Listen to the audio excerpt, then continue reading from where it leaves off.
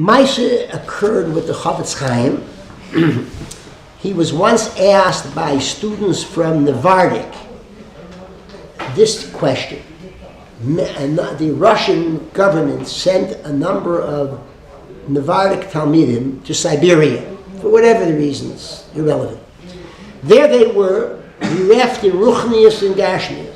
They didn't have tefillin and sforim, and food was very scarce too. Unfortunately, many people perished. Their shaila was this. The Jews were given permission to send food to the people in Siberia. Could they wrap the food in Dapei Gemara? Could they take pages of Gemara and wrap the food that they were sending so that they'd be able to send at least Dapei Gemara to those people who were in Siberia? This way, the Russians won't pick it up. Apparently, they won't understand. And meanwhile, these people have Dapei Gemara. Is that considered in any way shameful, a bizoyin to the Gemaras? Chofetz Chaim said, no, it is permissible to send in Dapei Gemaras. The question now is, do we use old papers, old pages, or new ones? Now, he answered the following, but not for the reason that I thought l'chachila. He answered, use new ones. Why? So I thought, well, the new ones, the new pages will last longer. That wasn't his reason.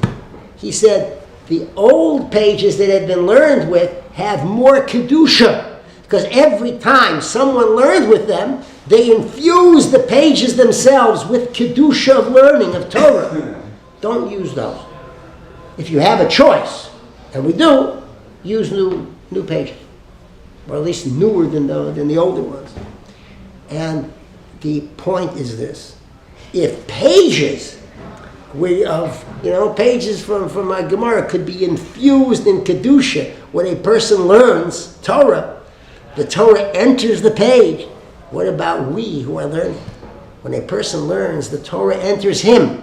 As someone said to me, the person themselves becomes a daf Gemara. So the more a person learns, there is a metamorphosis that takes place. There's a change. It's kedai, more siyata d'shmaya, more avos Torah, and more enjoyment of what we learn. Ma'aser shehaya, kach haya. Avram Avinu, the Gemara, new idea. Avram Avinu, Gemara Baba Kama says, minted coins. On one side of the coin, a zokin and a zakena, an older person and an old man, old lady.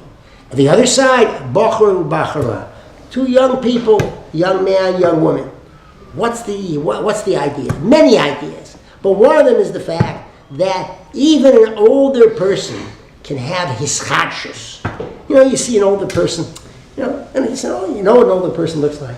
Mela. Baruch Hashem that we know what older people look like. I'm going to tell you parenthetically, I once went to Munkach and for a Simchas Beis Shoeva, and I was sitting there for a Simchas Beis Shoeva, and the walls full of people like Baruch Hashem that we see, and I see very few or almost no gray beards.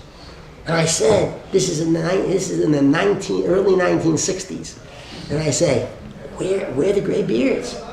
He said, the gray beards, they went up in smoke in Auschwitz. So Baruch Hashem, we have gray beards. That's it. Anyway, that was just a side comment.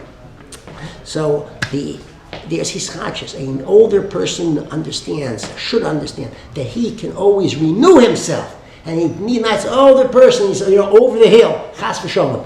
Especially in Ruchnius, a person can live, no shayla, not just exist but live.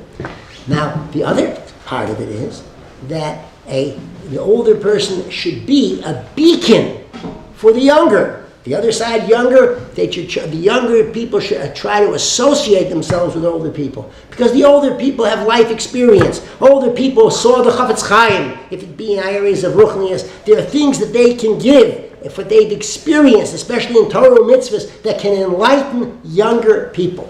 I personally have been drawn to the guy that is Zayin Gesund, and before him to other people of the Tai who are already in Eilam HaEmes, who Baruch Hashem were for the older door, and makes Torah life so different. And lastly is the idea that the Zokin and Zakena know that if they want to be mashpia on the youth, they have to walk the talk. They have to live it. The brachas at home and at where have to be live brachas. The mitzvah should be alive. The guf has to have an neshama. That's the way to do it. And if they do, they can be mashpia on the youth. Okay? Listen, that's an idea. Let me give you another idea. There are 4 shalshelises in the Torah. That's Vayismamo. The Lot tarried. Now, Stone is going to be blow up just very shortly, and he's delaying. So the Malachim take him quickly. Eliezer Eved Avram is davening. So please let me be able to get the right person for Yitzchak. Vayomar. It's full a moment of deep, deep, deep emotion. Yosef says, Vayemoin.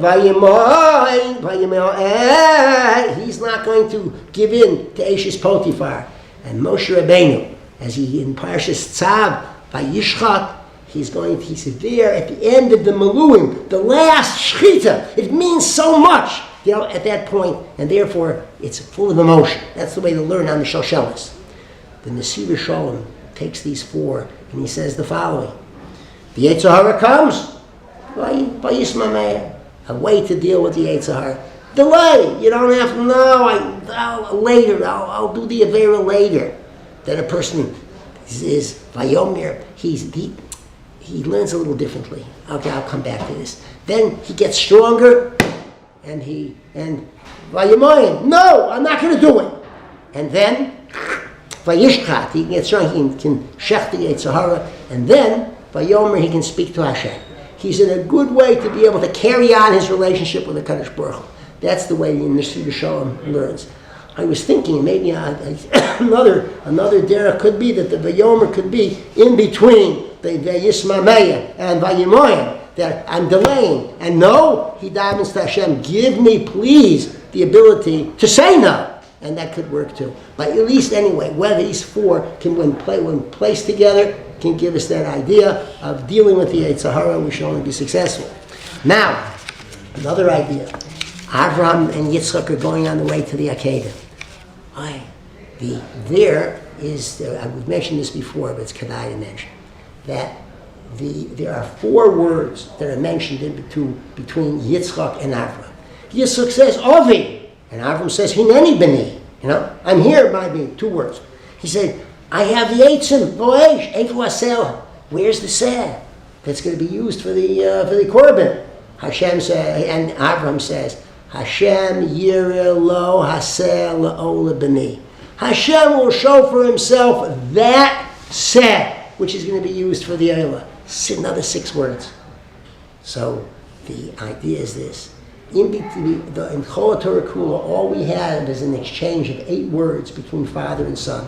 We don't see Abraham and Yitzchak having any dialogue except these 8 words. Says Reb Zilberstein, we see from here that what's most important is that a parent and child have a relationship, which of course is based on love and care and all this, and saying the right thing, but the main thing is not what we say, but what we do.